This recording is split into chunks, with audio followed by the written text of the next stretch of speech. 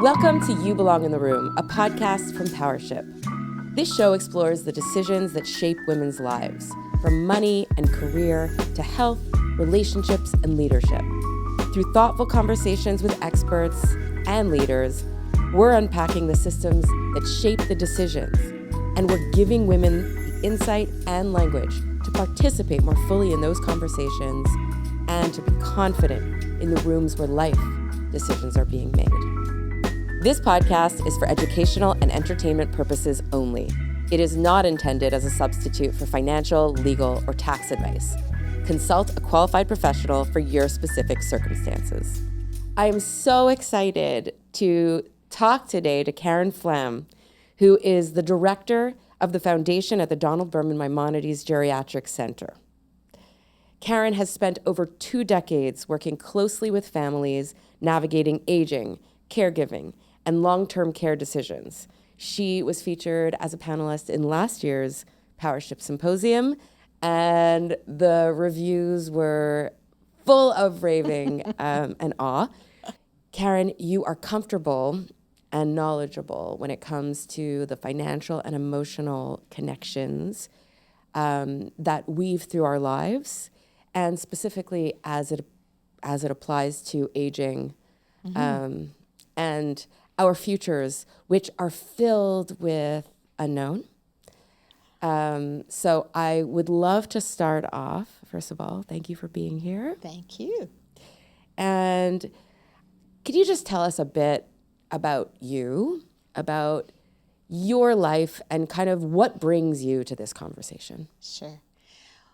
Well, life brings me to the conversation. Yes. There's no other way to say it than that. Yeah. And my life is no more, special or unique than anyone else's, but it is unique to me in that I became a widow at a very young age, totally unprepared for the future at all. And I had 3 young children, and I found myself in a world where I had to really establish myself and put myself together because my family was depending on me. Mm-hmm. And luckily I had an education, a good education. I had some street smarts and an incredible optimism that no matter how challenging my life had been, that there was going to be a future for me. Mm. And I felt very strongly that I needed to show my 3 daughters that women can take their place no matter their past or what's happened to them. You know, you pick yourself up off the ground and you go out there and you seize the future. And it took me a while. It didn't happen overnight, but I was able, luckily, to keep my focus and get exactly where I wanted to be. I certainly feel that way. But the truth is, I'm 72 years old. I will be, oh my God, I'm 71 years old. I'm going to be 72 years old in a few months. And I'm really still waking up on Monday morning and saying, I can't wait to get to work. That's the best.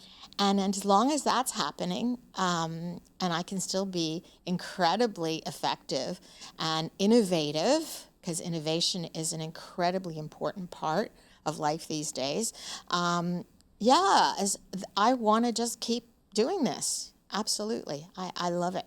It's phenomenal. Curious if we could start by addressing the role that money plays in our ability to live our best life and age well. Yeah. It's all about money. Sorry. People say, oh, it's all about family. It's all about your health. It's all about everything. All those things that we say to people, But the truth is, it's really all about money. Yeah. And money starts here and here. So you have to figure out what you want here, and then you have to use this to get what you want in here. Mm. And you have to use both effectively. And it's really important. And I I sort of had these goals in my head. Oh, when I earn, this much money, I'll really have made it. Or when I can do this many vacations, I can do it. Or when I hit this elite status, with an airline or a hotel, I've made it. Or when I can give my children whatever they want, I've made it. The first time I took my entire family on a vacation and I paid for the vacation rental, I was over the moon. I never in my wildest dreams did I think that I would be able to do that, or to take my kids to Europe, or to do any of those things.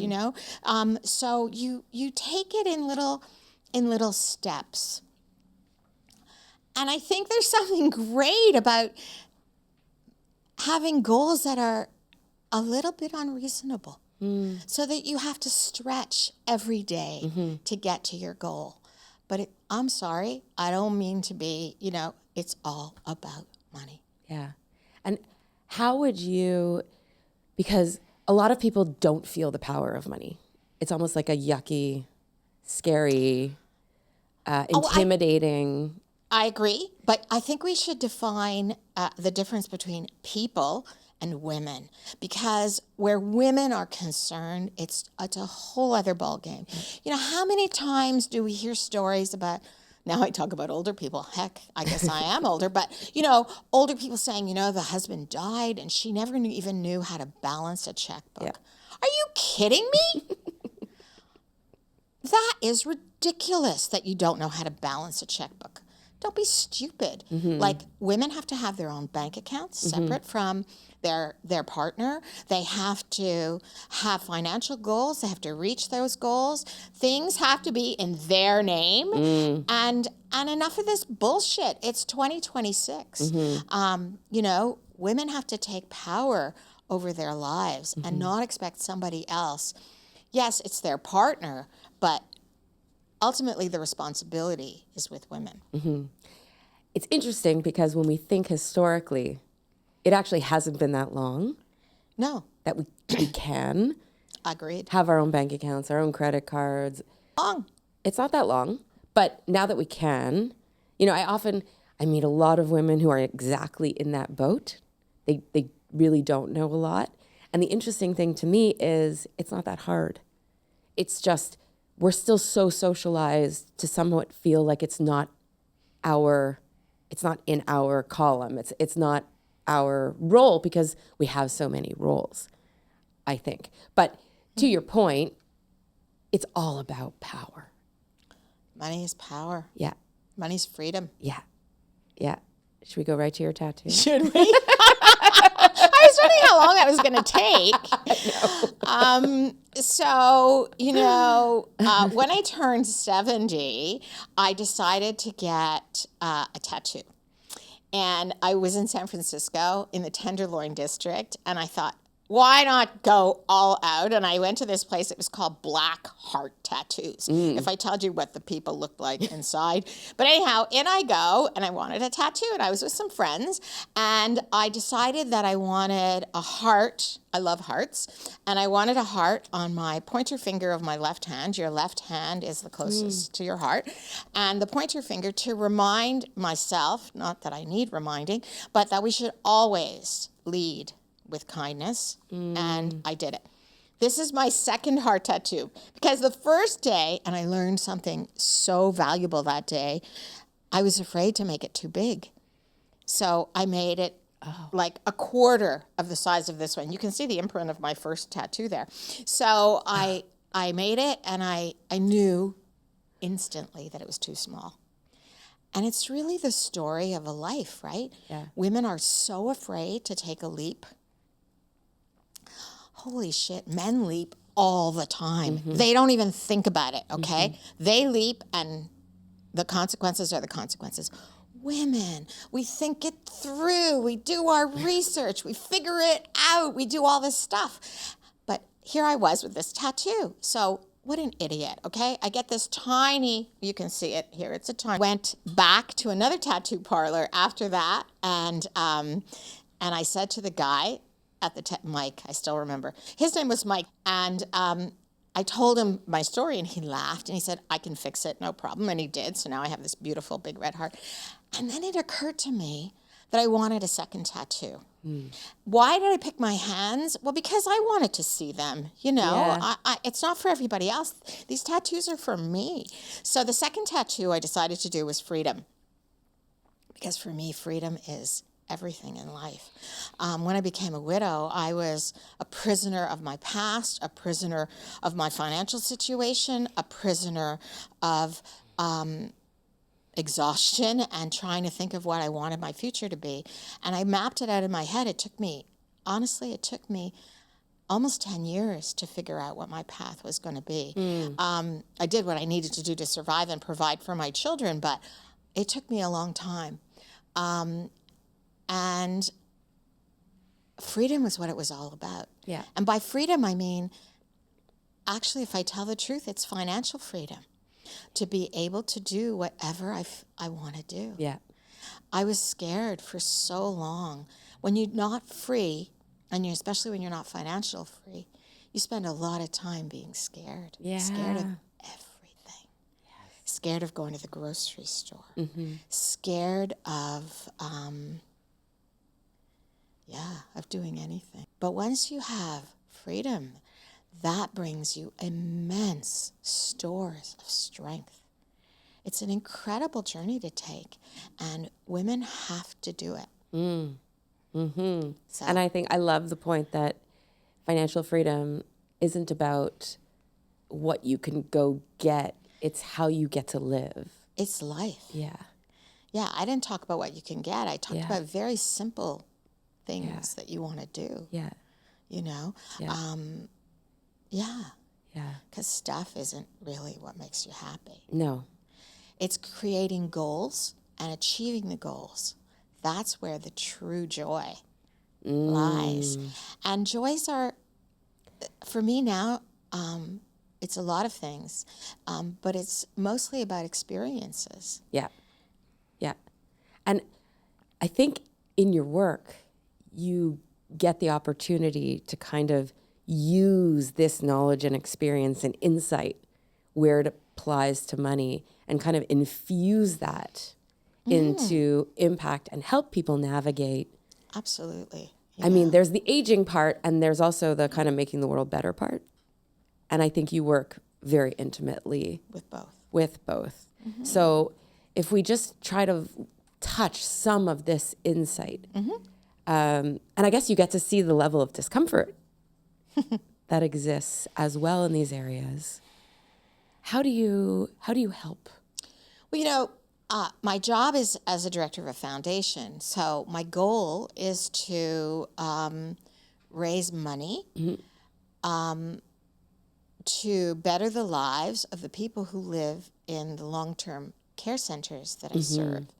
And by the time people come to a long-term care center, they don't have freedom anymore. Right. They don't have autonomy anymore. Right. They have often multiple illnesses, and they can't do anything for themselves anymore. And that's a real eye-opener to somebody like me who spent my whole life striving for freedom, and then to get to a point in your life where you're completely vulnerable again. Yeah. And so I deal with the families of the people who are going to become residents and how they're grappling with the aging process of their parents and their loved ones. But I also get to deal with donors. And I talk about the magic that it is to be a donor. So philanthropy is my passion, but it also makes me incredibly happy. People say, oh my God, you ask people for money every single day? Yes, I love it, because there's a magic that happens when somebody asks for money and receives the money. Not in a transactional way, but in a giving way. Yeah. A way of using the money to do good and not for yourself. You know, the sage Maimonides says that the highest form of philanthropy, the highest form of good, is to give anonymously and receive anonymously. How incredible is that, right? That's the highest level. I also want people to understand that it doesn't take a lot of money to make a difference. I met someone a long time ago who talked to me about how she had a giving purse, and in it she had loonies and toonies and $5 bills and $10 bills. And she said that when she saw someone on the street, instead of looking away, she would open her little giving purse and give somebody something. And she liked to sometimes just feel that little giving purse in her bag, to know that it was there, to know that she could do that. Yeah. Isn't that amazing? Yes. It wasn't a lot. Yeah. You don't have to give away millions to be a philanthropist. I try to tell people, don't look away. Say hello. You don't want to give them money. Just acknowledge, show that person that they're seen. Of course, I work on a much different level now, but it starts at a very simple level. 100%. And I think that once you know the feeling, the pleasure of giving, it becomes very quickly an integral part of living a meaningful, joyful I hope so. life. I think so. I hope so. And that's so closely tied to financial freedom and to what you're talking about in terms of having the power to make those decisions. So we know that that's an area that we wish for women to be more present in, and to have more agency with respect to. And then there's the flip side when we go to caretaking, Okay. right? Because Although I love the word agency, I think we need to talk about that a lot more with women. yes, But anyhow, yeah. 100%. And I think this all ties together. So when we talk about caretaking, it's almost the flip side. Like this is something where we just find ourselves. We're socialized for it from the day we're born. Yeah. Sadly. It's a huge deal.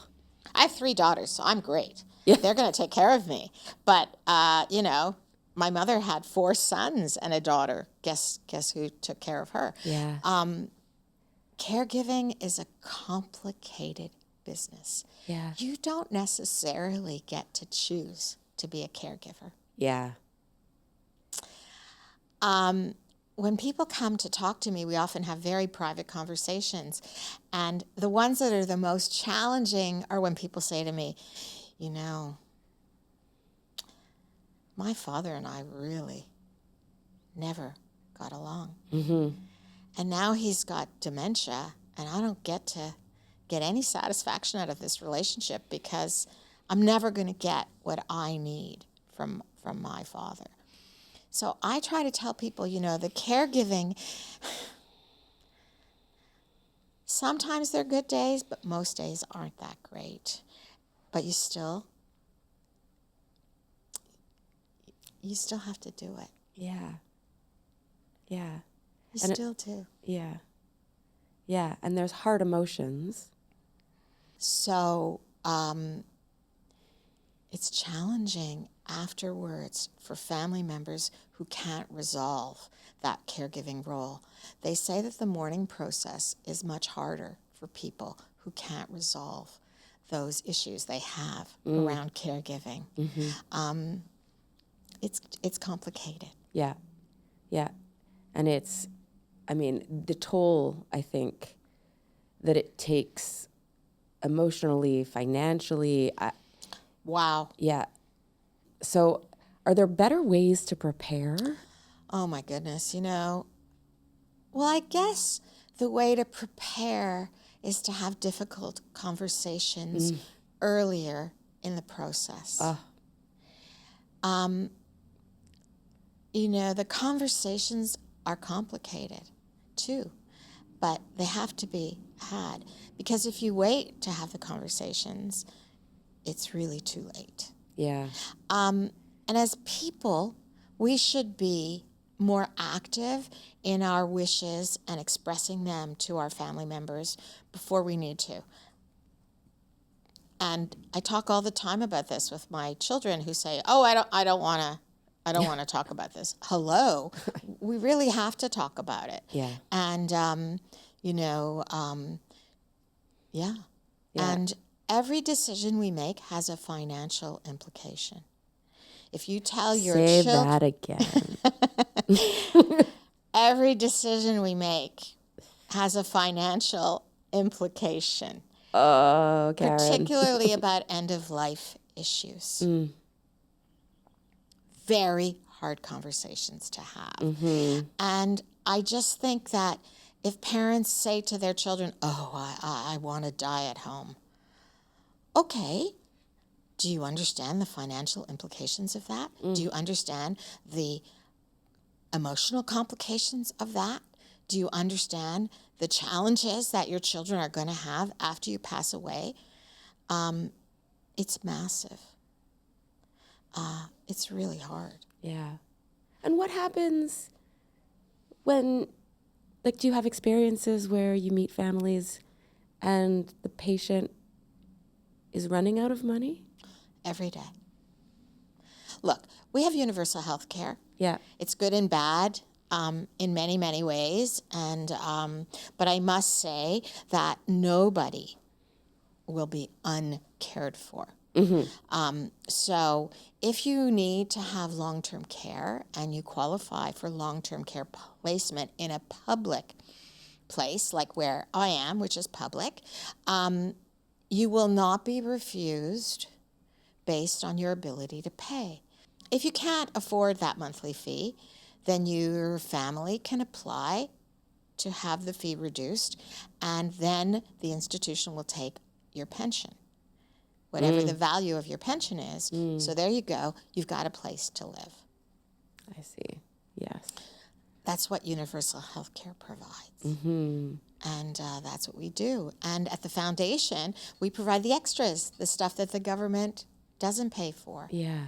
You know, whether it's right now, I am thinking of someone we're paying for their, you know, their monthly cable so that they can have Netflix in their room, or we're paying for them to go have a haircut, or you know, all of those kinds of things. So that's the kinds of small things that the foundation can do to better people's lives who can't afford. Wow. Nobody goes without. And how would you describe, like, for those who are less well-versed in caretaking, like, what does it look like? Sure. Well, it can look like a whole bunch of stuff. I always say the first one is like maybe a daily phone call to your parent. It's 2 minutes out of your day, but it's an incredibly important 2 minutes in your aging parents' day.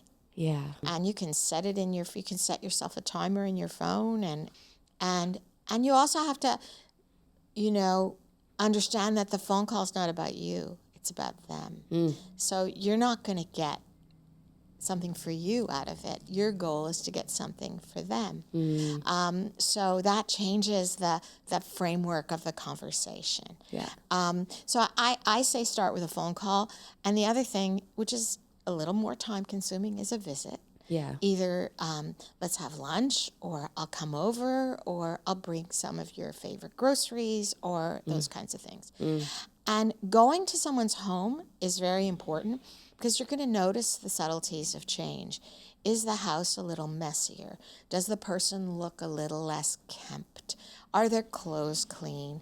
Is the kitchen tidy? Well, listen, if your mother sucked at cleaning the kitchen, don't be upset if the kitchen's not tidy. But if your parent was someone who really was very, who thought very highly of a clean house and a clean kitchen, and it suddenly looks a little bit, those are clues that something's going on, and you need to watch more closely. I'm starting very low, and I'm moving you up the scale, right? And then you get to the point where you start to visit, and you see that the fridge is empty. If the fridge is empty, why is the fridge empty? People's appetites change. There's no question. They eat differently as they age. But, you know, or the temperature's too hot, or the temperature's too cold. Little subtle things in the house that you might not have noticed before. If you suspect that something's going on with their health, then it's up to you to actively start to talk about those things. And that might be the time to get something in writing, a mandate of sorts to help with their financial affairs, or help with their medical decisions. You need to have those conversations hopefully when you're still at the phone call stage. But if you're at the visiting the house and seeing there's differences, you got to do it very quickly. Yeah. And do it properly. How early Fast. Early. should someone ask their parents, for example, to know the situation of their finances? And I guess it depends on how hard that conversation is. It's going to be hard. Yeah. Yeah. I think it's when you start to see things slipping. But there's a pivotal point that you have to do it before things get more acute. Yeah. And you're the person's child. Trust me, you know when it's time. You don't want to do it, but you know when it's time. It's like you knew as a child when it was time to move out. It's the same feeling you're going to get. Yeah. And it's usually the daughter. Yeah. I imagine you've seen situations where people have waited too long. Of course. Then there's nothing to be done. And that's how things go wrong. And also, if you know something about your parent, you better share it with your siblings. Right. And the siblings have to be on the same page. And these things often go sideways when there's still another spouse. And the other spouse doesn't agree with what the siblings are saying. It's very complicated stuff, and it doesn't get easier. But you have to stick with it. Well, actually, there's two options. You can walk right away from it and let the chips fall where they may. And by the way, there are all kinds of things in place legally to take care of these kinds of things that if you decide to walk away. But if you decide to step in, you can't just step in one day. You have to commit yourself to being that caregiver for the duration. It's a little more complicated when there's a spouse in long-term care and another spouse in an apartment. That's double the cost, right? The spouse is still paying for his or her apartment and all the costs involved with that, plus they're paying for long-term care and any extras that are needed there. So that's double the money, and it becomes a lot more challenging. You know, the law says that a person is responsible for their own care financially, that children are not compelled to pay for their parents. It's very interesting. Obviously, children pay for their parents. Yeah. And the guilt and the resentment and there's just countless. It's endless. Yeah. You can seek help from an accountant, a lawyer. There are lawyers who specialize in all of these things that do very good work. And I urge people to speak to them early. Yeah. Yeah. Dementia can happen as early as, I don't even want to tell you how early it can happen, but it can happen very early. Yeah. And in families where there's a history of dementia, there's even more of an urgency to take action early. Yeah. And so a protection mandate. Hello. I mean, everyone needs a protection mandate. Yeah, eventually. Yeah. And a will. A will and a financial mandate. And a financial mandate. Absolutely. All those things have to be discussed. When people check into our long-term care center, we ask them what their end-of-life wishes are. Yeah. Sometimes families are completely unprepared to answer those questions. Can you imagine? You're bringing your parent to a long-term care center, which is going to be their final home, and when we ask about end-of-life wishes, they're shocked. Well, I think your point about having hard conversations, I mean, do you have to advise people on how to have those sometimes, or? Sure, people need help. Yeah. That's why you're doing this podcast. Yes. Yeah.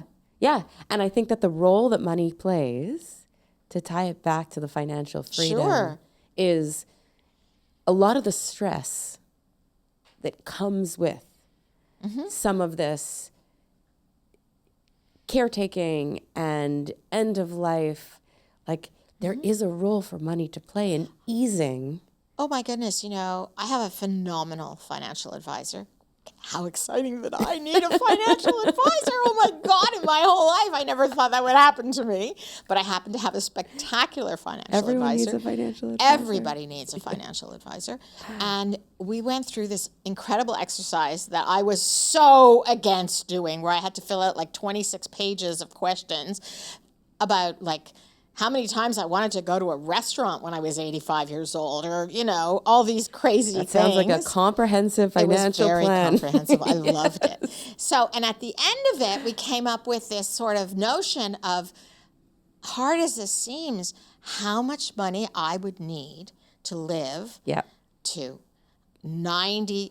He picked the age of 91. I want you to know my grandfather was like 98 and my dad was 99. I'm beginning to think this whole 91 thing is a little bit of a fallacy. But anyhow, like really the notion that how much money do you need? And I just love having my bank app on my phone.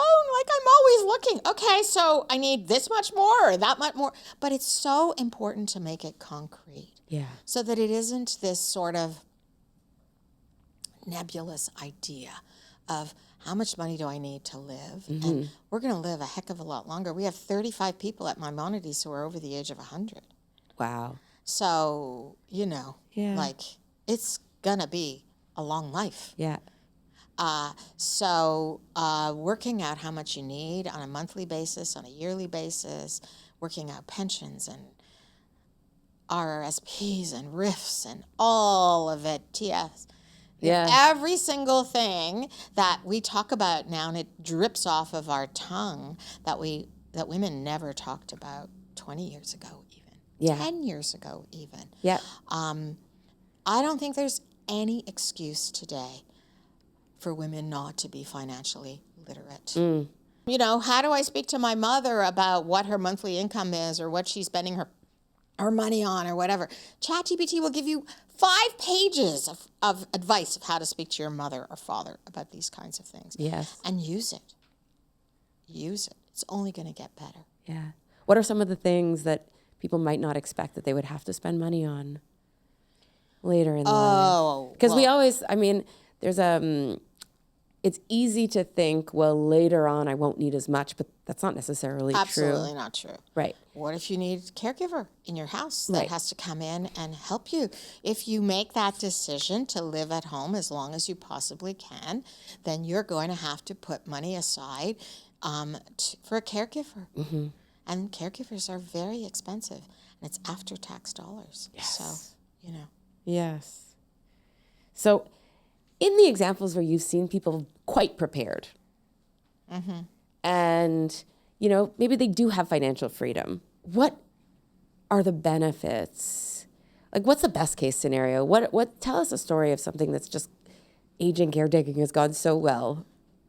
Well, obviously, to have enough money to be able to live comfortably until you're 100 years old is phenomenal, And then, of course, crazy things happen. A terrible diagnosis that you can't survive, and other things. But listen, there's always something. It's life. Yeah. Yes. And I think, to your point, convenience and just the lack of stress around these things that will inevitably happen. We just don't know what they are. That's why the exercise that I hated so much that my financial advisor had me do was so important. I had an incredible clarity afterwards.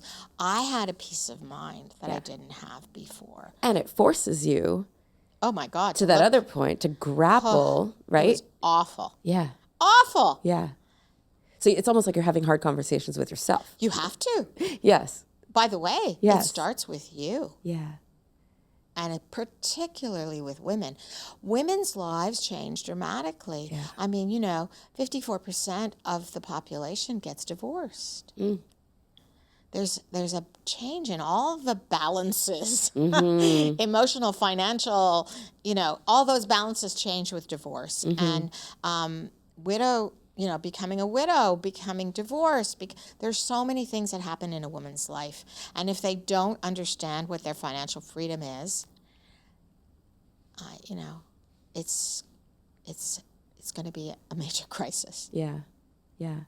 And so, I mean, part of the entire goal of Powership is to help equip women and to encourage women to get this financial clarity. Like, you're never going to have full clarity, but to feel confident being in the room, asking the questions before the crisis. So I want to say, does something bad have to happen to you before you take control of your life?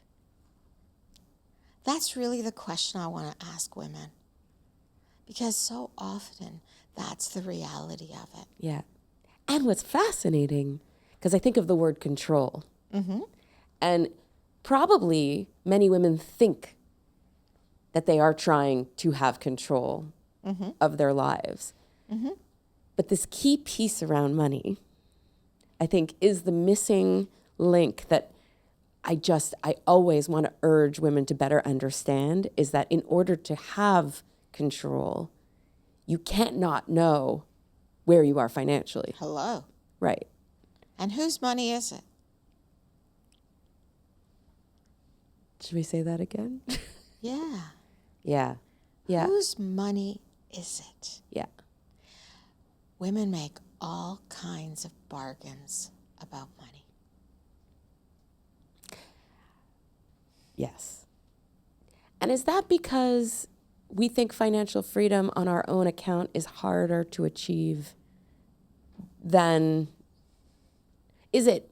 It's historical, it's social, I think there's lots and lots of reasons. What did our mothers do? Yeah. What did our grandmothers do? Yeah.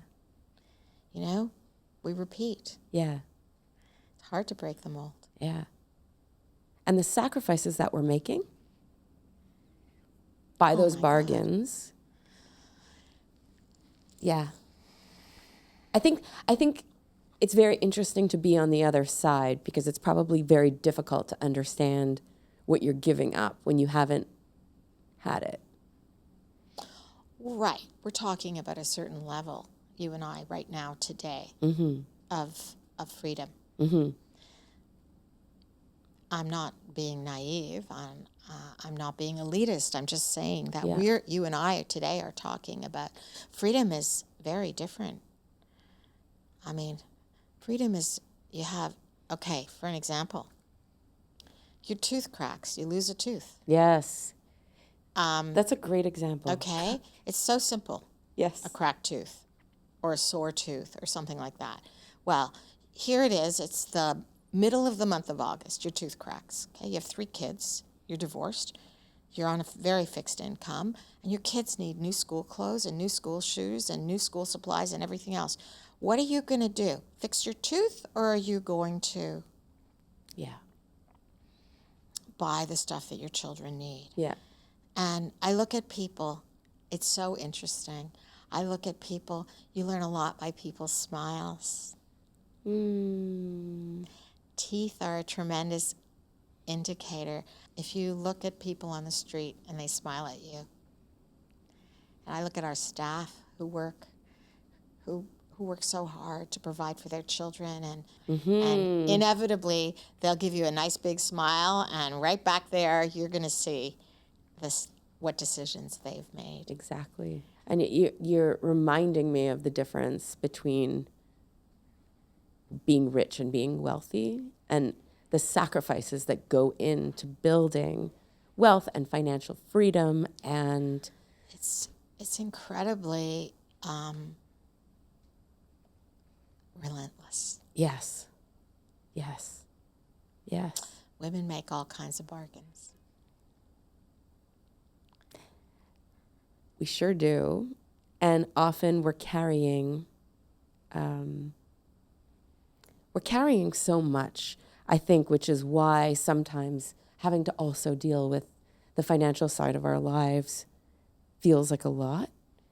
When I hope what we glean from this conversation is that actually it's a key component. It's it's very important. Yeah. And it's relentless too. Like, how many women do their own taxes?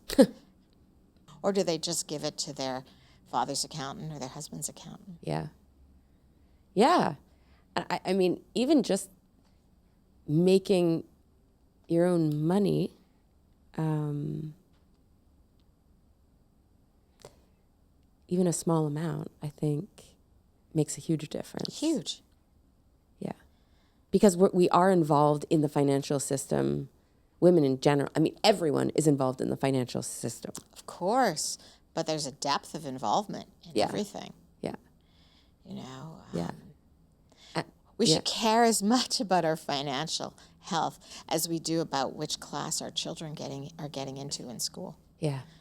But our priorities sometimes are, you know, very skewed. Even the ability to prioritize ourselves. Oh, that we could talk about for a whole other couple of hours. Yeah. Yeah. Women do not prioritize themselves. No. Very rarely. Yeah. They're at the bottom of the list. Yeah.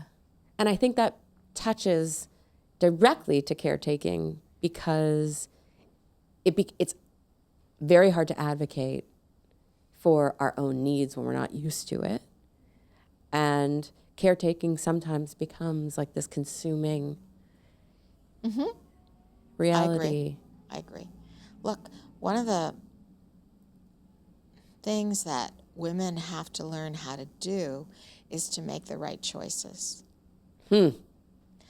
And some women don't make any choices. They abdicate those decisions to other people in their lives. But I think women have to understand that they've got to make their own choices.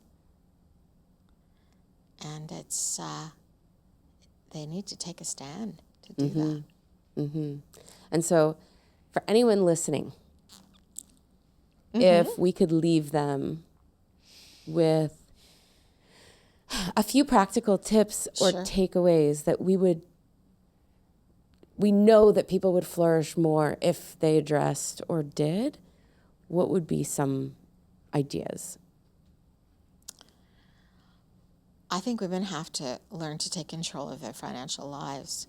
And it's as simple as downloading their bank app on their phone so they can check their credit card balances and their account balances and to keep track of the due date when they should be paying their credit card bill. And that's a simple thing to do. But, you know, keep track of your finances and understanding the most simple of things and not expecting somebody else to do it for you. You know, I earn every penny that goes in my bank account, so I am extremely conscious of it. But it's very different. I mean,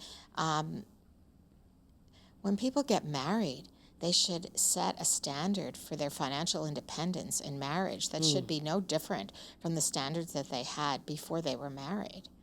You know, that's really important. And I'm 72. I don't know what 25-year-old women do when they decide to get married about their finances. But holy cow, like, no joint bank accounts. So sorry. Have your own bank account. It's interesting because there's a lot of controversial advice out there, I think, or ideas around these. Well, I am a person who grew up in the age of feminism, and you know, I have different ideas maybe than what other people have. I'm a absolute diehard feminist. Yeah. I've made right and wrong decisions because of that. But yes, I think there are controversial things. I think some people have their own bank accounts and their husbands have, or their partners have their own bank accounts, or wives, or however it works. And then they have a separate bank account for household expenses and all that kind of stuff, you know? So that's fine too, but at least there's got to be agency. Exactly. There has to be agency. Exactly. But the transparency, I think the conversation is the point. The Absolutely. agency. Yeah. The agency and the conversation, the need for that awareness. Yes. Yes. That awareness, you know, I'm not sure that today some women still have that awareness.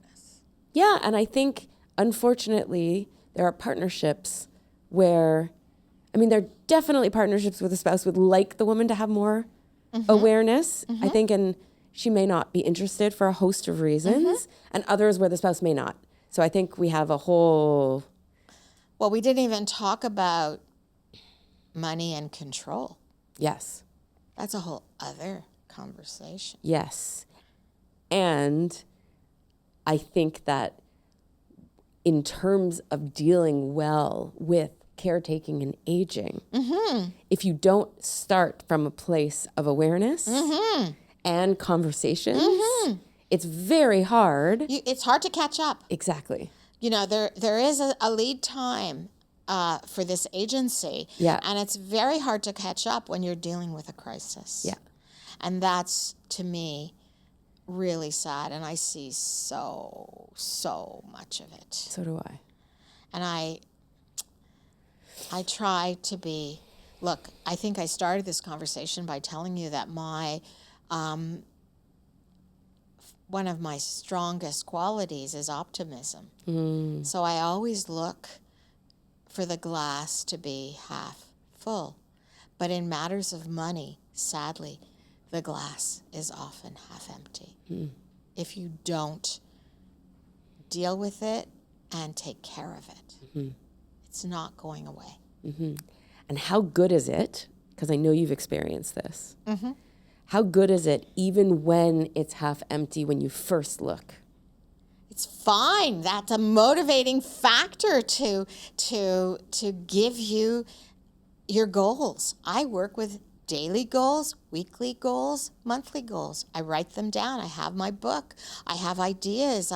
I'm so focused about my agency and myself and understanding what I want.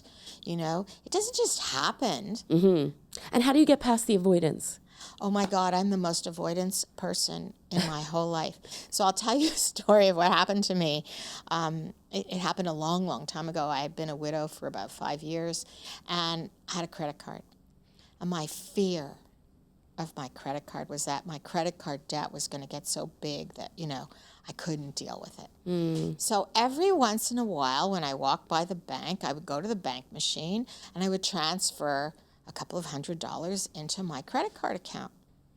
So, but I was in full avoidance mode. So in the days when you still got bills in the mail, I wouldn't open my credit card bill. So how I resolved it is I just went to the bank and I put a couple of $100 in the bank, maybe once or twice a month. But I never, ever opened the bill because I was terrified of opening bills. So one day I went to the bank and I had to do something where I actually went to a teller. It was the bank right below where we're sitting today. Wow. On the street, right here. I remember the story when I walked in the door here this morning. So I went to the teller and she said to me after we had done whatever it was I went there for, which I don't remember, she said to me, "Can I talk to you about something?" And I said, "Sure." She said, "Well, I'd like to talk to you about your credit card balance." My heart... I thought I was going to pee in my pants right there in front of everybody in the whole bank. "I'd like to talk to you about your credit card balance." I said, "Oh my God, I'm doing my best." She said, "Well, here's what I need to tell you. I've been working at this bank for 25 years. I've never seen this before." I said, "What?" She said, "You're using your credit card account like a bank account. You have a credit of $5,000 in your credit card account." And she was laughing at me. And she called over all the tellers to see my credit card balance. Karen. And I was like, you know, I have to tell you, I have a problem with opening mail. Oh my and I just never want to pay interest. And I just wanted to be sure that it was okay. I love this story so much. Well, you might have loved it. I got in my car and I was sobbing because it was the story of my life. I was so busy avoiding opening my bills that I didn't realize that I had a $5,000 credit in my credit card account. Oh, that's such a good story. That's such a good story. It touches exactly. It's about avoidance. Yeah. It's about avoidance. I had a crisis a few years ago about my issues of not opening my mail. First of all, the post office would regularly call me and say that my mailman refused to come. I had a crisis. The crisis involved freezing my bank account over something else. And so I got myself a goddess of an accountant who saved my life. And she sat me down. And the interesting part is we never met face to face. We did this all by email and Zoom and phone calls. And she said, look, the first thing is you have to open your mail. I said, I can't. I'm just blocked. She said, okay, give me all the mail that you have that hasn't been opened. I'm going to open it, and we're going to deal with this piece by piece. So I sent her, my assistant at work, I think we sent her, it's like that classic story where you show up with a shoebox, with the whole thing. I think we sent her 2 giant shopping bags full of mail. Goodness. She set me straight. And she said, I will set you straight. It will all work out, but you need to open your mail. So my kids, when they come to my house now, they constantly open the mailbox to make sure that it's empty. Wow. I open my mail now. But it took me 20 years to get over that avoidance. Yeah. You get in trouble in your life, and there are some things you just don't like to do. And I didn't like to open the mail. Yeah. Well, the fear and anxiety. Well, I get a lot less mail now that I deal with things, by the way. I hardly get any mail, so to go Spend through money. it. I did. It took a while because I'm still But afraid you of must have using such my a good credit score. I don't know, because I did other bad things. So because I Fair. didn't open my mail, I did other bad things. Fair. So. But I think the I'm point about avoiding avoidance. finding out what my credit score is. No, The point about avoidance, though, is so powerful because it's kind of, it's at the core of a lot of people's journey or lack thereof towards doing better in all the ways that we've just discussed. You can't achieve this until you overcome avoidance. Yeah. It's impossible. And I think once you taste freedom, the courage to come beyond avoidance, absolutely, it's hard to go back. Absolutely. And then once you touch that, oh yeah, this feels good. You've made it. Feels good. And that's a different conversation for every. It is, and wealth is measured in so many ways. Yeah. The number is different for everyone. The person who can go get their tooth fixed has one level of wealth. The person who can buy whatever flashy car they want is another level. It's all different for every person. Mm-hmm. And there's no judgment about what wealth is, Yeah. But it is very subjective. Yeah, and it's achieving it, whatever the level is so powerful for each individual throughout their lives, near the end, for their family members. All the way through life. Yeah. All the way through life. Yeah, thank you so much for being here today with me, with us, having this conversation. It's a pleasure. So extremely valuable, and I hope that everyone listening really does walk away and does one thing that they've been avoiding. Absolutely. And any of the advice that you've given. And have one conversation that you've been avoiding. Yes. Absolutely. I love that. We all have one, at least one.